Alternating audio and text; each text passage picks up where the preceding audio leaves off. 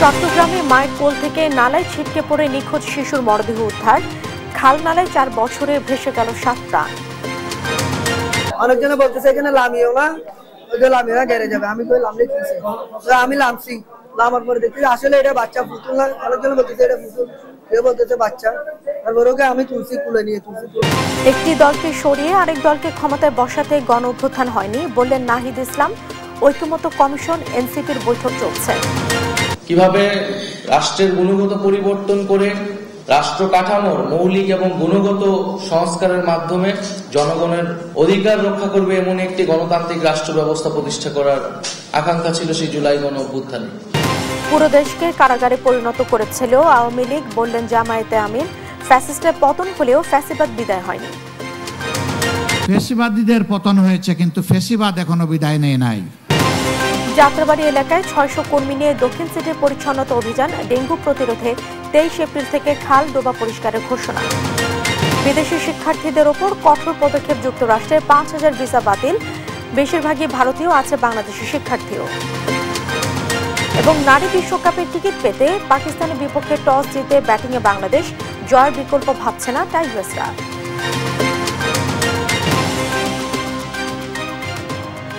দেখছিলেন শিরোনাম। সংবাদ দুপুরের সঙ্গে আছে আমি জেসিকা আবেদিন। এবারে বিস্তারিত। চট্টগ্রামে চকবাজারে নালায় পড়ে নিখোঁজের 14 ঘন্টা পর শিশু সেহরিশের মরদেহ উদ্ধার করা হয়েছে। সকালে নগরীর চাকতাই খাল থেকে তার মরদেহ উদ্ধার করা হয়। চট্টগ্রামের নালায় পড়ে নিহতের তালিকা কেবল দীর্ঘই হচ্ছে। গেল 4 বছরে এ নগরে প্রাণ গেছে 6 জনের। তারপরও পথচারীদের নিরাপত্তায় কোনো কার্যকর পদক্ষেপ নেয়নি নগর কর্তৃপক্ষ। সহকর্মী আজিজা হক পায়েলকে সঙ্গে নিয়ে আরও জানাচ্ছেন টুম্পা ফ্রোজ। চট্টগ্রামের চকবাজারের কাপাসগোলা এলাকায় হিজলা খালে পড়ে নিখোঁজের 14 ঘন্টা পর 6 মাস বয়সী শিশু সেহরিশের সন্ধান মিলেছে।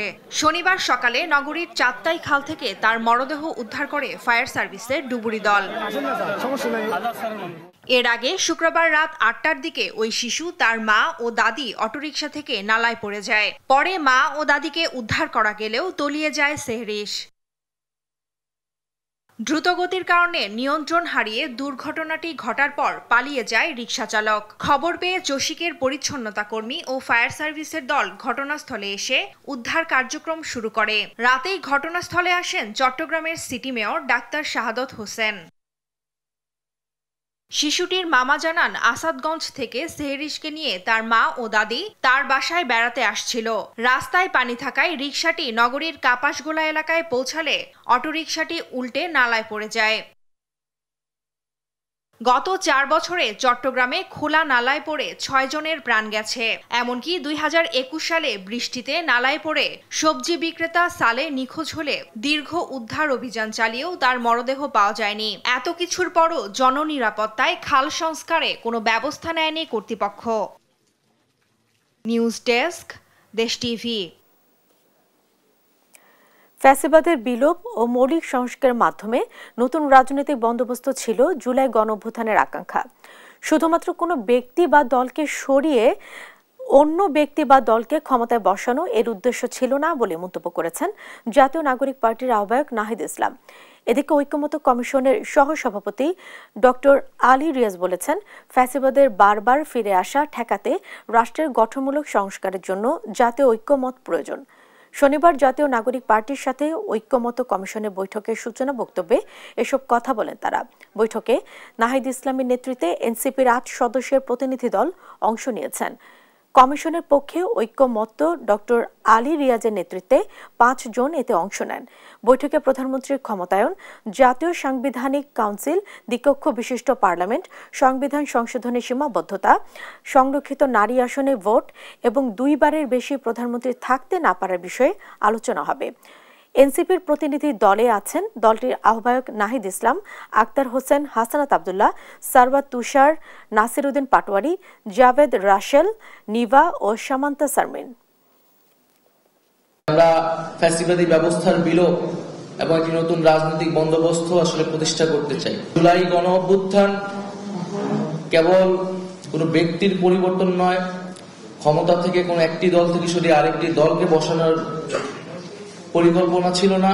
আমরা একটি নতুন বাংলাদেশ করতে পারি, যেন বাংলাদেশে ফ্যাসিবাদী শাসন ফেরত না আসে। কেন আমরা চাই যে জাতির যে আকাঙ্ক্ষা, সেই আকাঙ্ক্ষার জায়গায় একটি জাতীয় সনদ তৈরি করতে। প্রধান উপদেষ্টা ডক্টর মোহাম্মদ ইউনূসের কাছে আজ প্রতিবেদন জমা দেবে নারী বিষয়ক সংস্কার কমিশন।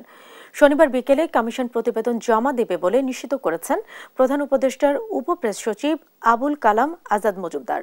শুক্রবার রাতে এক বার্তায় তিনি বিষয়টি নিশ্চিত করেন। বার্তায় তিনি লেখেন, শনিবার বিকেল 4:30টার দিকে প্রধান উপদেষ্টার কাছে প্রতিবেদন জমা দেবে নারী বিষয়ক সংস্কার কমিশন। প্রতিবেদন জমা দেওয়ার পর ফরেন সার্ভিস একাডেমিতে সংবাদ সম্মেলন অনুষ্ঠিত হবে বিকেল 5:30টায়।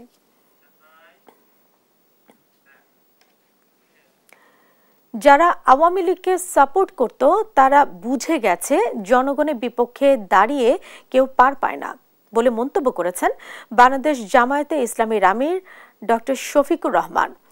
লালমনিরহাটের কালেক্টরেট মাঠে জেলা জামায়াতের ইসলামের আয়োজনে বিশাল জনসভায় প্রধান অতিথির বক্তব্যে তিনি এই কথা বলেন। তিস্তা মহাপরিকল্পনা দ্রুত বাস্তবায়ন, ফ্যাসিস্ট ও তার দোসরদের বিচার, বৈষম্যমুক্ত রাষ্ট্র বিনির্মাণে প্রয়োজনীয় সংস্কার ও নির্বাচন এবং ন্যায় ও ইনসাফ ভিত্তিক বাংলাদেশ গড়ার লক্ষ্যে জনসভা অনুষ্ঠিত হচ্ছে। জেলার 5 উপজেলার জামায়াতে ইসলামী, ছাত্র শিবির সহ অন্যান্য সংগঠনের কয়েক হাজার নেতাকর্মী উপস্থিত হয়েছে।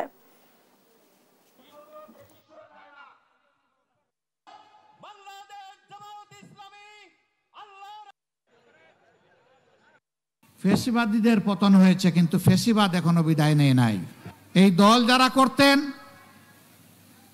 সরকারের ইশারা ইঙ্গিতে যারা মানুষের উপর জুলুম করেছেন, আশা করি তারা এখন বুঝতে পেরেছেন জনগণের বিপক্ষে দাঁড়িয়ে কখনো কেউ পার পায় না।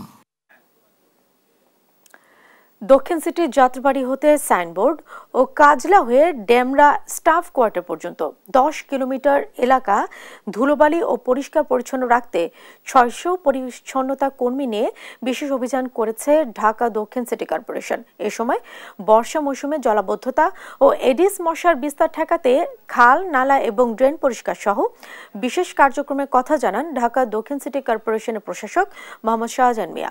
আলিমুজ্জামান সাফওয়ানের রিপোর্ট। রাজধানী ঢাকা ও আশপাশের মূল সড়ক ও মহাসড়কে অবৈধ দোকানপাট ও ময়লা আবর্জনা যেন নিত্যদিনের চিত্র। প্রতিটি রাস্তার দুপাশে দেখা যায় ময়লার স্তূপ। শনিবার সকালে এসব ময়লা পরিষ্কারে দক্ষিণ সিটির যাত্রাবাড়ি হতে সাইনবোর্ড ও কাজলা হয়ে ডেমরা স্টাফ কোয়ার্টার পর্যন্ত 10 কিলোমিটার এলাকায় প্রায় 600 পরিচ্ছন্নতা কর্মী নিয়ে বিশেষ অভিযান করে ঢাকা দক্ষিণ সিটি কর্পোরেশন। পরিচ্ছন্নতা কার্যক্রম পরিদর্শনে এসে ঢাকা দক্ষিণ সিটি কর্পোরেশনের প্রশাসক বলেন, এই এলাকার বেশিরভাগ রাস্তা সড়ক ও মহাসড়ক বিভাগের হলেও তাদের নিজস্ব কোনো পরিষ্কার কার্যক্রম নেই। তাই সড়ক বিভাগের সঙ্গে সমন্বয়ের মাধ্যমে পুরো এলাকা ও সড়কের দুপাশে ময়লা পরিষ্কার করা হবে। ঢাকা দক্ষিণ সিটি কর্পোরেশনের আওতায় 10টি জোন রয়েছে।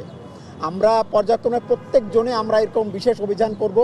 বিশেষ করে এই যে ডেঙ্গু মশার প্রকোপ শুরু হওয়ার আগেই বর্ষা মৌসুমে জলবদ্ধতা ও এডিস মশার বিস্তার ঠেকাতে দক্ষিণ সিটি এলাকায় আগামী 23 এপ্রিল থেকে ডোবা, নালা ও খাল পরিষ্কারে বিশেষ প্রস্তুতি নেওয়ার কথা জানান তিনি। যে 23 তারিখ থেকে আমাদের এই পরিচ্ছন্ন কার্যক্রম শুরু হবে, কারণ আমাদের রাজ্যে কন্ট্রাক্টর নিয়োগ করেছি। উনি গত সপ্তাহে আমরা তাদেরকে কার্যাদেশ দিয়েছি। আগামীতে ওনার একটা প্রস্তুতির দরকার আছে, সেই প্রস্তুতি উনি ইতিমধ্যে সম্পন্ন করেছেন। এ সময় রাস্তার পরিচ্ছন্নতা কার্যক্রমে নিজেদের লোকবল সংকট ও সীমাবদ্ধতার কথা জানান সড়ক ও মহাসড়ক বিভাগের নির্বাহী প্রকৌশলী। আমাদের পরিষ্কার কার্যক্রম আমরা চলমান রাখি, কিন্তু সেটা সিটি কর্পোরেশনের মান সেভাবে আমরা করতে পারি না। এটা যেহেতু একটা আরবান এরিয়া এখন বর্তমানে, এটা সিটি কর্পোরেশনের সহযোগিতা নিয়ে এই জন্য আমরা এই আজকের কাজটা সম্পাদন করি। পর্যায়ক্রমে সরকারি অন্যান্য সংস্থার সঙ্গে সমন্বয় করে কাজ করার কথা বলেন তিনি। আলিমুজ্জামান সাফওয়ান, দেশ টিভি, ঢাকা। নাগরিক সেবা বৃদ্ধির লক্ষ্যে এবং কাজের সুবিধার্থে পুলিশের জুনিয়র কর্মকর্তাদের একই ডিভিশনে রাখার চিন্তা করছে মন্ত্রণালয় বলে জানিয়েছেন স্বরাষ্ট্র উপদেষ্টা জাহাঙ্গীর আলম চৌধুরী। শনিবার রাজধানীতে আইন শৃঙ্খলা পরিস্থিতি উন্নত করার লক্ষ্যে ধাপে ধাপে বিভিন্ন থানার কার্যক্রম, বিমানবন্দর, থানা পরিদর্শন শেষে এ কথা বলেন তিনি। এ সময় গতকাল আওয়ামী লীগ নেতাকর্মীদের উত্তরা এলাকায় ঝটিকা মিছিল প্রসঙ্গে স্বরাষ্ট্র উপদেষ্টা বলেন, পুলিশের নিষ্ক্রিয় থাকা বা দায়িত্বে অবহেলার প্রমাণ পেলে ব্যবস্থা নেওয়া হবে। এদিন একই সাথে উত্তরা পশ্চিম, পূর্ব ও তুরাগ থানা পর্যায়ক্রমে পরিদর্শন করবেন স্বরাষ্ট্র উপদেষ্টা। ঢাকায় বর্তমানে অধিকাংশ পুলিশ সদস্যই নতুন এবং তাদের অনেকেই বিভিন্ন জেলার বিভিন্ন জায়গা থেকে এসেছেন জানিয়ে স্বরাষ্ট্র উপদেষ্টা বলেন, আমরা চেষ্টা করব যেন জুনিয়র সদস্যরা নিজ নিজ এলাকার ডিভিশনের মধ্যে থাকেন, যাতে ছুটি ও পারিবারিক জীবনের ভারসাম্য রাখা সহজ হয়।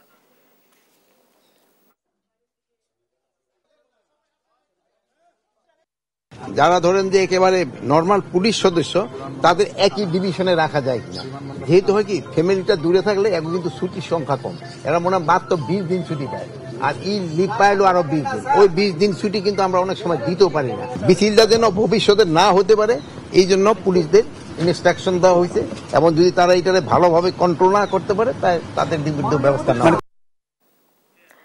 6 দফা দাবিতে আন্দোলনরত সরকারি ও বেসরকারি পলিটেকনিক ইনস্টিটিউটের শিক্ষার্থীরা বিক্ষোভ কর্মসূচি পালন করছে। শনিবার সকাল থেকে এই কর্মসূচি পালন করছে দেশের পলিটেকনিক ইনস্টিটিউটের শিক্ষার্থীরা। এর আগে শুক্রবার দেশের সব পলিটেকনিক ইনস্টিটিউট বাদ জুমা একযোগে 87 এর কাফন আন্দোলনের ন্যায় কাফনে কাপড় মাথায় বেঁধে গণমিছিলের আয়োজন করে। কারিগরি শিক্ষা ক্ষেত্রে এখন বৈষম্য কাটেনি বলেও দাবি করেন আন্দোলনরত শিক্ষার্থীরা। দেখছেন সংবাদ দুপুর। দর্শক, স্বরাষ্ট্র উপদেষ্টার কর্মসূচি থেকে সরাসরি যোগ দিচ্ছেন সহকর্মী মোহাম্মদ আলাউদ্দিন। আলাউদ্দিন, আইন শৃঙ্খলা পরিস্থিতি নিয়ে উপদেষ্টা কি বলছেন?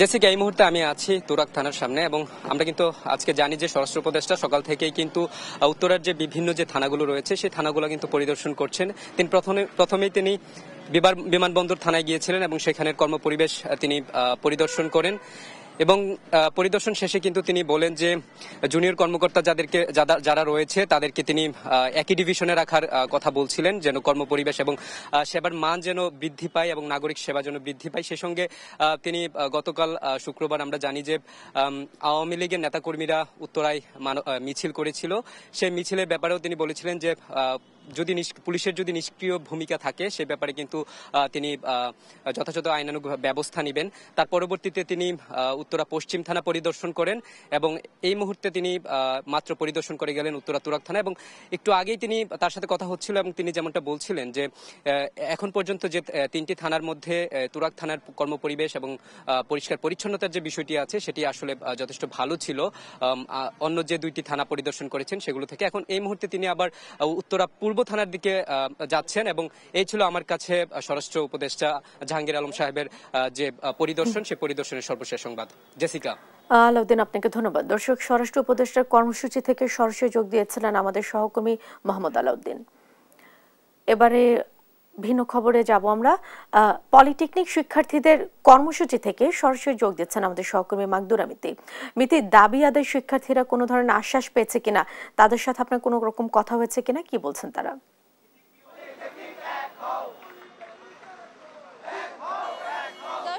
এই মুহূর্তে আমরা দাঁড়িয়ে আছি ঢাকার তেজগাঁওয়ের পলিটেক ইনস্টিটিউটের সামনে।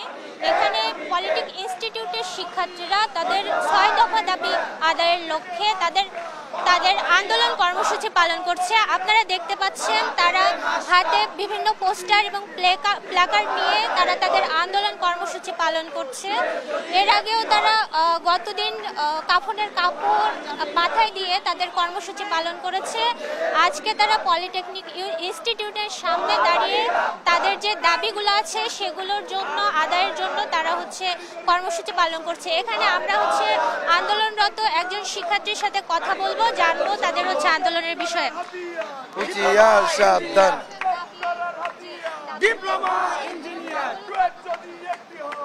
জি বুঝি না, আবার একটু। আমাদের আন্দোলন চলমান যে পর্যন্ত আমাদের দাবিগুলো না রাখবে সেই পর্যন্ত আমরা আমাদের দাবি চলমান এভাবেই রেখে যাব। জি বুঝি নাই, আবার উপর থেকে আমরা ওইরকম ভাবে আশ্বাস পাইনি যেটার জন্য আমরা আন্দোলন বন্ধ করব, ওইরকম আশ্বাস পাইনি এখন পর্যন্ত। তবে আশ্বাস যদি ওরকম লিখিতভাবে পাই তাহলে অবশ্যই আমরা আন্দোলন বন্ধ করব। আগামীকাল কর্মসূচি সেটা আছে, আজকের কর্মসূচির প্রেক্ষিতে পরবর্তীতে জানিয়ে দেওয়া হবে। আমাদের যে কারিগরি ছাত্র আন্দোলন আছে সেটাতে পেজে আমাদের জানিয়ে দেওয়া হবে। আপনারা যেমনটা শুনছিলেন, শিক্ষার্থীরা শিক্ষার্থীরা বলছে তাদের হচ্ছে এই আন্দোলন, তাদের যে 6 দফা দাবি, এটা যতদিন না পর্যন্ত আদায় করা হবে ততদিন পর্যন্ত হচ্ছে তাদের এই আন্দোলন কন্টিনিউ করবে। তারা এখন পর্যন্ত তারা হচ্ছে উপর থেকে কোনো ধরনের আশ্বাস পায়নি। তো তাদের এই আন্দোলন মূলত তাদের এই 6 দফা দাবি আদায়ের লক্ষ্যে, এই দাবি আদায় না হওয়া পর্যন্ত তারা হচ্ছে তাদের এই আন্দোলন চালিয়ে যাবে। দর্শক, এই ছিল আমার কাছে তেজগাঁও পলিটেকনিক ইনস্টিটিউটের সামনে থেকে সর্বশেষ আপডেট। আমিতে আপনাকে ধন্যবাদ। দর্শক, পলিটেকনিক শিক্ষার্থীদের কর্মসূচি থেকে সরাসরি যোগ দিয়েছিলেন আমাদের সহকর্মী মাকদুর আমিতে। রাজশাহীতে মেয়েকে উত্ত্যক্তের প্রতিবাদ করায় আকরাম আলী হত্যাকাণ্ডের মূল হোতাসহ 2 জনকে গ্রেফতার করেছে র্যাবের সদস্যরা। শনিবার সকাল 10টার দিকে নগরের হরগ্রাম এলাকায় র্যাব কার্যালয়ের সংবাদ সম্মেলনের মাধ্যমে এই তথ্য জানানো হয়। গ্রেফতারকৃতরা হলেন নগরের তলাইমারি শহীদ মিনার এলাকার কালু মিয়ার ছেলে নান্টু মিয়া ও একই এলাকার মৃত আব্দুস সাত্তারের ছেলে খোকন মিয়া। এর মধ্যে নান্টু মিয়া এই হত্যাকাণ্ডের মূল হোতা। তাদের শুক্রবার গভীর রাতে নওগাঁ সদরের রামরায়পুর আরাপাড়ার অভিযান চালিয়ে তাদের গ্রেফতার করে র্যাবের সদস্যরা। সকালে আসামিদের নগরীর বোয়ালিয়া খানে হস্তান্তর করা হয়েছে। এছাড়া অন্য আসামিদের গ্রেফতারে অভিযান অব্যাহত রয়েছে।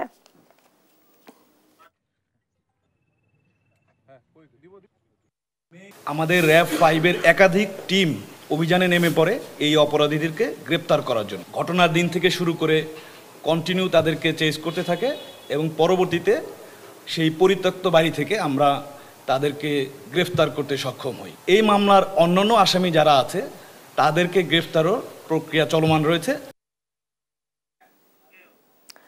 লালমনিরহাটে পাটগ্রাম সীমান্তে গরু পাচারের অভিযোগ তুলে বাংলাদেশে এক যুবককে নির্যাতন করে বিএসএফ এর হাতে তুলে দিয়েছে কয়েকজন ভারতীয় নাগরিক।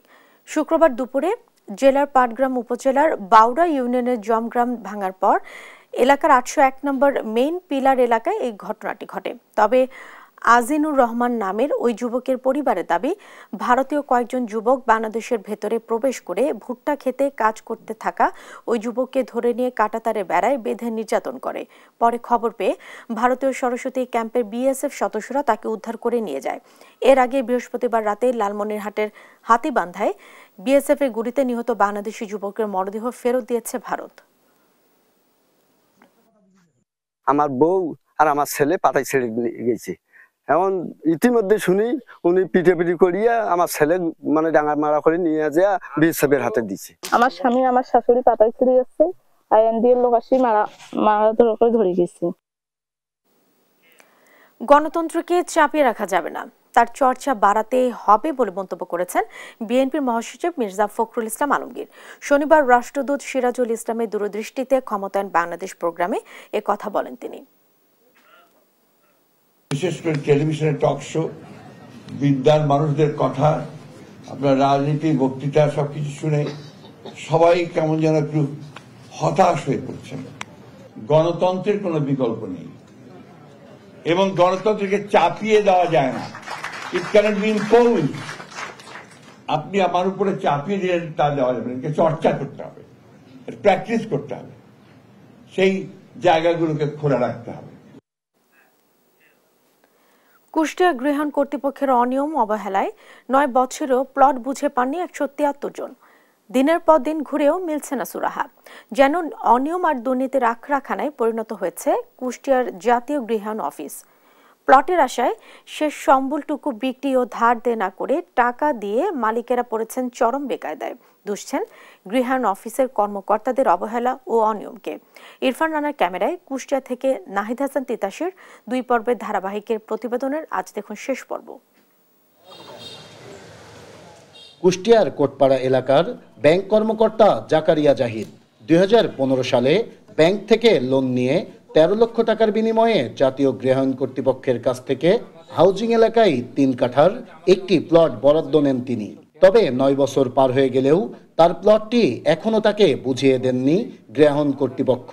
নিজের প্লট বুঝে পেতে কুষ্টিয়ার গৃহায়ণ অফিসে ঘুরছেন দিনের পর দিন। আমরা 2015 সালে সার্কুলার হওয়ার পর থেকে আমরা 2025 সালে 10 বছর আমরা প্লট বরাদ্দ পাওয়ার পরেও আমরা দখল হস্তান্তর পাচ্ছি না, আমাদেরকে রেজিস্ট্রেশন দিচ্ছে না। আমরা লোন করে আমরা অনেক কষ্ট করে টাকা জমা দিয়েছি, আর দাঁড়ে দাঁড়ে ঘুরছি, কিন্তু আমাদের প্লট বরাদ্দের জন্য কোনো উদ্যোগ নিচ্ছে না। শুধু ব্যাংক কর্মকর্তা জাকারিয়াই নয়, তার মতো 173 জন প্লট বরাদ্দপ্রাপ্তদেরও একই অবস্থা। প্লটের আশায় শেষ সম্বলটুকু বিক্রি ও ধার দেনা করে টাকা দিয়ে পড়েছেন চরম বেকায়দায়। দিনের পর দিন ঘুরেও গৃহায়ণ কর্তৃপক্ষের কাছ থেকে বুঝে পাচ্ছেন না তাদের প্লট। বিভিন্ন রকম অজুহাত দেখাচ্ছে, এখন না তখন, তখন না তখন। এর জন্য আমরা ঢাকাতে গেছি, কয়েকবার চেয়ারম্যান মহোদয়ের সাথে দেখা করেছি। হাইকোর্টের রায় দিয়েছে আমাদের বোঝাই দেওয়ার জন্য, সেটাও আমাদের বোঝাই দেয় এটা। রায়ের কপি আমরা নিয়ে এসেছি, আজকে 7 মাস হতে চললো। তারা রায়ের কপি পাওয়ার পরে আমাদেরকে বিভিন্ন সময় বিভিন্ন কজ দিয়ে ঘোরায় নিয়ে বেড়াচ্ছে। তবে অনিয়ম ও হয়রানির বিষয়টি অস্বীকার করে গৃহায়নের এই কর্মকর্তা বলছেন, মালিকদের প্লট বুঝিয়ে দিতে কাজ করছেন তারা। উচ্ছেদ করছি, উচ্ছেদ করে আমাদের ডিজিটাল সার্ভে হয়েছে, ডিজিটাল সার্ভে পর আমাদের নকশা অনুমোদন করতে হবে, নকশার জন্য আমরা পাঠিয়ে দিছি। আর এ বিষয়ে তদন্ত সাপেক্ষে ব্যবস্থা নেওয়ার কথা বলছেন জেলা প্রশাসক। আমরা বিভিন্নভাবে অভিযোগগুলো নিয়ে আমলে নিতে পারি, যেমন যদি কোনো পত্রিকায় নিউজ আসে অথবা যদি কেউ কমপ্লেইন করে, ঠিক আছে, সেক্ষেত্রে আমরা এই বিষয়গুলি তদন্ত করে দেখে যদি সত্যতা পাই তাহলে সংশ্লিষ্ট দপ্তরে আমরা লিখে দিই আর কি ব্যবস্থা নেওয়ার জন্য। সরকারি সেবামূলক প্রতিষ্ঠানে হয়রানি ও অনিয়ম বন্ধে দ্রুতই নেওয়া হবে পদক্ষেপ, মুক্তি মিলবে সেবাগ্রহীদের, এমনটাই প্রত্যাশা সবার। নাহিদ হাসান তিতাস, দেশ টিভি, কুষ্টিয়া। লক্ষ্মীপুরে পৌরটোলের নামে চলছে চাঁদাবাজি। নিয়মের তোয়াক্কা না করে পৌর শহরের আশেপাশে সকল সড়কে দূর দূরান্তের আসা যাওয়ার গাড়ি থামিয়ে টোল আদায় করছে আব্দুল মান্নান নামের এক ব্যক্তি। এতে ভোগান্তি পোহাচ্ছেন যান চালকেরা। সাইফুল ইসলাম স্বপনের রিপোর্ট, জানাচ্ছেন নুসরাত শোভা। লক্ষ্মীপুর পৌরসভা থেকে পৌর এলাকায় লোড আনলোড করার জন্য 30 লাখ টাকায় ইজারা পান আব্দুল মতিন নামের এক ব্যক্তি। একটা গাড়ি যদি একবার লোড আনলোড করার পরে সে যদি আবার বাইরে হয়ে যায় লক্ষ্মীপুরে, আবার সে যদি ঢুকে লোড আনলোড জন্য তাকে আবারও দিতে হবে। তো এই বিষয়টা আমি লক্ষ্মীপুর পৌর প্রশাসক আমাকে এই বিষয়টা ক্লিয়ার করে, আমি ওই আমি টোলটা আদায় করি। সে অনুযায়ী পৌরসভা থেকে কাগজপত্র বুঝিয়ে দেয়া হয় তাকে, তবে নিয়ম না মেনে এই ইজারার অপব্যবহার শুরু করেন সে ব্যক্তি। শহর এলাকার আশেপাশে মহিলা কলেজের সামনে ও দক্ষিণ তেমোহনী এলাকা সহ বিভিন্ন হাইওয়ে রাস্তায় টোল আদায়ের জন্য লোক বসিয়ে দেন। তারা রাস্তায় চলাচল করা সব গাড়ি থামিয়ে 30, 70 ও 150 টাকা হারে টোল আদায় করছে। অথচ শুধু পৌর এলাকায় লোড আনলোড করা গাড়ির ক্ষেত্রে টোল আদায়ের অনুমতি রয়েছে। আমাদের এই গাড়িগুলা 98% গাড়িগুলা আমাদের চমুনি, ফেনী, মাইজদি সহ ওই অঞ্চলে আমাদের গাড়িগুলো চলে যায়, কিন্তু এরা আমাদের গাড়িগুলোকে জোরপূর্বকভাবে প্রতি টিভি 70 টাকা করে আদায় করতেছে। শুধুমাত্র পৌর এলাকার ভিতরে কোনো গাড়ি যদি লোড বা আনলোড করে সেক্ষেত্রে তারা নির্ধারিত হারে টোল কালেকশন করতে পারবে। এর বাইরে যদি তারা কোনো কার্যক্রম করে থাকে সেটা বেআইনি হবে এবং আইনসঙ্গত হবে না। এই চাঁদাবাজি বন্ধ চায় যান চালকরা। নিউজ ডেস্ক, দেশ টিভি। মৌলভীবাজারের শ্রীমঙ্গল উপজেলার শহরশ্রী গ্রামের দুর্লভ নাগলিঙ্গম বৃক্ষে ফুটেছে শত শত ফুল। ফুলভর্তি গাছ দেখলে মনে হবে কেউ বুঝি গাছের কাণ্ড ছিদ্র করে ফুলগুলোকে গেঁথে দিয়েছেন। নান্দনিক সৌন্দর্যের পাশাপাশি ফুলের মিষ্টি গন্ধে রয়েছে মাদকতা, যা উপভোগ করতে ভিড় করছেন স্থানীয়রা। গাছটির অর্থনৈতিক গুরুত্বও ব্যাপক। সালেলাহি কুটি রিপোর্ট, জানাচ্ছেন নুসরাত শোভা। নাগলিঙ্গম আগে থেকে পরিচিত না হলে নামটা শুনেই আপনার মনে হতে পারে সাপের কথা, কিন্তু না, এটি একটি ফুল। গাছের পুরো কাণ্ড জুড়ে থোকায় থোকায় ফুটে থাকে দৃষ্টিনন্দন ফুল। গ্রীষ্মকালে ফুল ভর্তি গাছ দেখলে মনে হবে কেউ বুঝি গাছের কাণ্ড ছিদ্র করে ফুলগুলোকে গেঁথে দিয়েছেন। ফুলগুলো কমলা এবং গাঢ় গোলাপি রঙের, এর পাপড়ি গোলাকার ও বাঁকানো, যেন ফনা তোলা সাপ। রাতের বেলায় এই গাছের ফুল থেকে তীব্র সুগন্ধ বের হয়। দুর্লভ এই বৃক্ষের সংখ্যা দেশে 100টিরও কম। মৌলভীবাজারের শ্রীমঙ্গল উপজেলার শহরশ্রী গ্রামে রয়েছে একটি নাগলিঙ্গম গাছ। গাছটিতে ফুটেছে শত শত ফুল। নাগলিঙ্গম গাছ এইটা প্রথমে জানা ছিল না। আমার ভাই প্রায় 60 বছর আগে একটা চারা ঢাকার কোনো এক নার্সারি থেকে এনে লাগান। কাটাকাটি করে জানলাম যে এটা নাগলিঙ্গম। এটা আমাদের দেশে একটা খুবই দুষ্প্রাপ্য একটা গাছ। নান্দনিক সৌন্দর্যের পাশাপাশি ফুলের মিষ্টি গন্ধে রয়েছে মাদকতা, যা উপভোগ করতে ভিড় করছেন স্থানীয়রা। যে গাছটা আছে এটা থেকে ডেম দিয়াতে ফুল ফুটে, ফুলের গেরান পাইয়া বহুত মানুষ হয়, বহুত লোক হয় আইয়া চায় ফুল নিত, আমরা পারতে দিই না। আমার বয়স 50 থেকে 60 কিন্তু এরকম গাছ আমি কোনো সময় দেখিনি। গাছের গোড়া থেকে আগা পর্যন্ত ফুল ফুটে, এত সুন্দর ফুল, এত সুন্দর গ্রান। এই গাছের ফুল, পাতা, বাকলের নির্যাস অ্যান্টিবায়োটিক, অ্যান্টিফাঙ্গাল ও অ্যান্টিসেপটিক হিসেবে ব্যবহৃত হয়। আমেরিকায় এই গাছ কাঠের আসবাব তৈরিতে ব্যবহৃত হয়। নিউজ ডেস্ক, দেশ টিভি। দেখছেন সংবাদ দুপুর।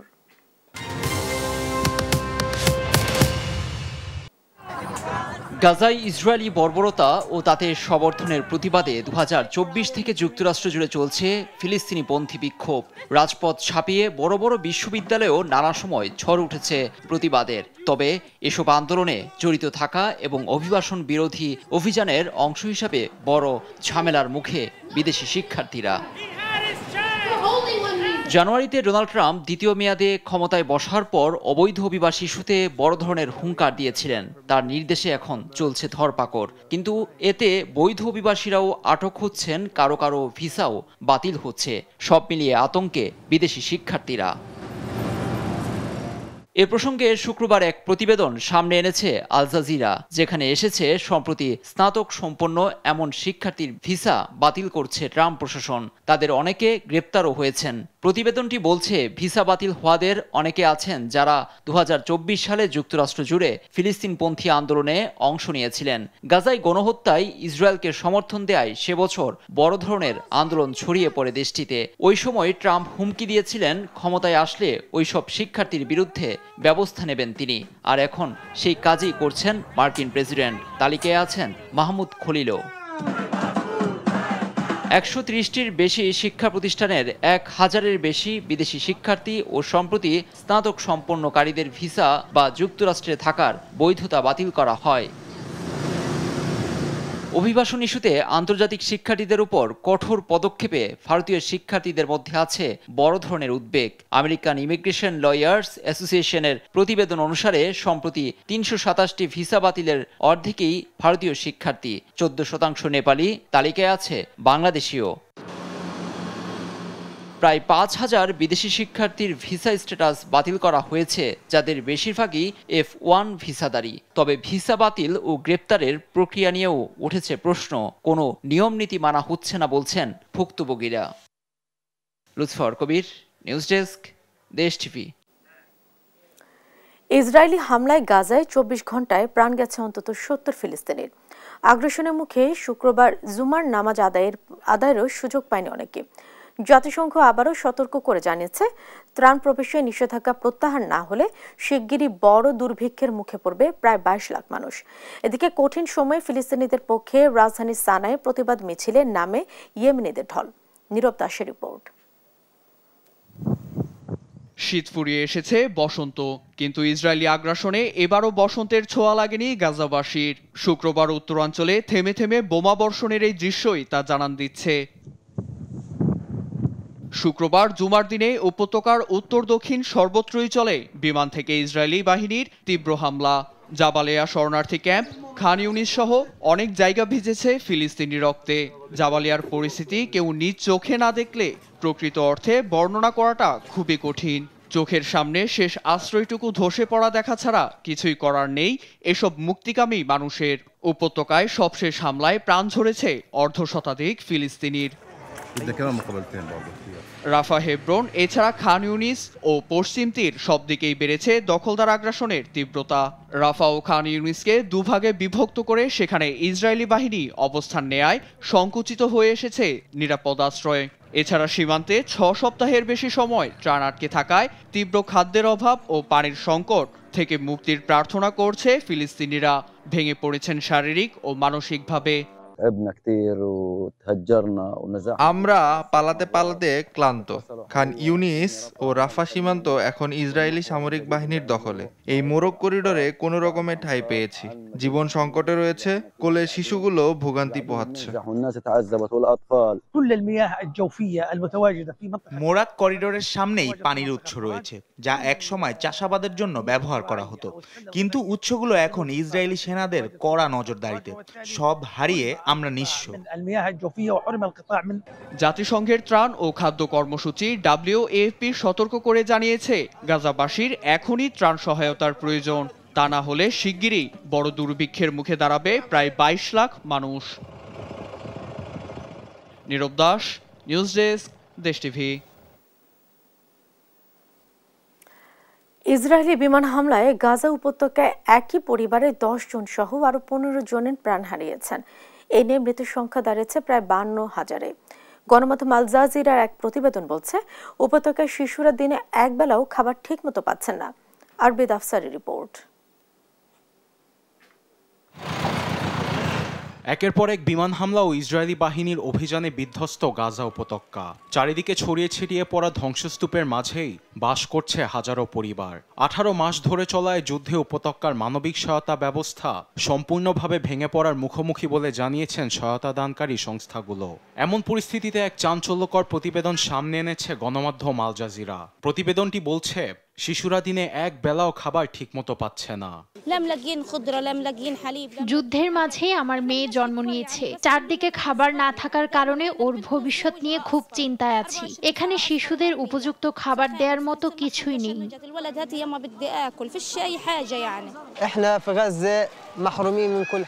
শিশুদের খাবার না দেওয়ার কারণে তারা অপুষ্টিতে ভুগছে। আমরা আমাদের জন্য কিচ্ছু চাচ্ছি না, শুধু আমাদের সন্তানদের জন্য চাচ্ছি। তারা যখন খাবারের জন্য কান্নাকাটি করে, তখন আমাদের কিছুই করার থাকে না। প্রতিবেদনটি বলছে, উপত্যকা জুড়ে বোমাবর্ষণ ও ইসরায়েলি আগ্রাসনের কারণে প্রায় 43টি আন্তর্জাতিক ও ফিলিস্তিনি মানবিক সহায়তাকারী প্রতিষ্ঠান তাদের কার্যক্রম বন্ধ রেখেছে। আবার খাবার হিসেবে সবাইকে খেতে হচ্ছে ক্যান্ড ফুড, যা শরীরে যথেষ্ট পরিমাণে পুষ্টি সরবরাহ করে না। এতে উল্লেখযোগ্য হারে বাড়ছে শিশু মৃত্যু হার, যা নিয়ে উদ্বেগ জানান জাতিসংঘের office for coordination of humanitarian অ্যাফেয়ার্সের মুখপাত্র ওলগা চেরেফকো। 7 সপ্তাহ ধরে ক্রসিংগুলো বন্ধ থাকার জন্য গাজায় কোনো রকম খাদ্য সহায়তা ঢুকতে পারছে না। এতে শিশুদের মধ্যে অধিক হারে অপুষ্টিজনিত রোগ বাড়ছে। এমন ভয়াবহ অবস্থা থেকে বের হতে ক্রসিংগুলো অবশ্যই খুলে দিতে হবে, যাতে ত্রাণ ট্রাকগুলো ঢুকতে পারে। এদিকে বৃহস্পতিবার ইসরায়েলি বিমান হামলায় উপত্যকায় একই পরিবারের 10 জন সহ আরো অনেকেই নিহত হয়েছেন। তথ্যটি নিশ্চিত করেছেন গাজার সিভিল ডিফেন্সের মুখপাত্র মাহমুদ বাসাল। এর পাশাপাশি আহতদের চিকিৎসা দেওয়া হচ্ছে বলে জানিয়েছেন তিনি। আরবিদ আফসার, নিউজ ডেস্ক, দেশ টিভি। ইকুয়েডর উপকূলীয় প্রদেশ মানাবিতে বন্দুক হামলায় প্রাণ গেছে 12 জনের, আহত বেশ কয়েকজন। প্রত্যক্ষদর্শীরা জানান, ঐতিহ্যবাহী মোরগ লড়ের খেলায় আচমকা বন্দুক হামলা চালায় কয়েকজন। এ সময় বেশ কয়েকজন আহত হলে তাদের নিকটস্থ হাসপাতালে নিয়ে যাওয়া হয়। হামলাকারীরা কুখ্যাত গ্যাং সদস্য বলে আশঙ্কা করছে স্থানীয় পুলিশ। জানায়, হামলার কারণ ও বন্দুকধারীদের শনাক্ত করতে তদন্ত চলছে। শুক্রবার রাতে মানাবির এল কারমেন অঞ্চলে আয়োজন করা হয় মোরগ লড়াইয়ের।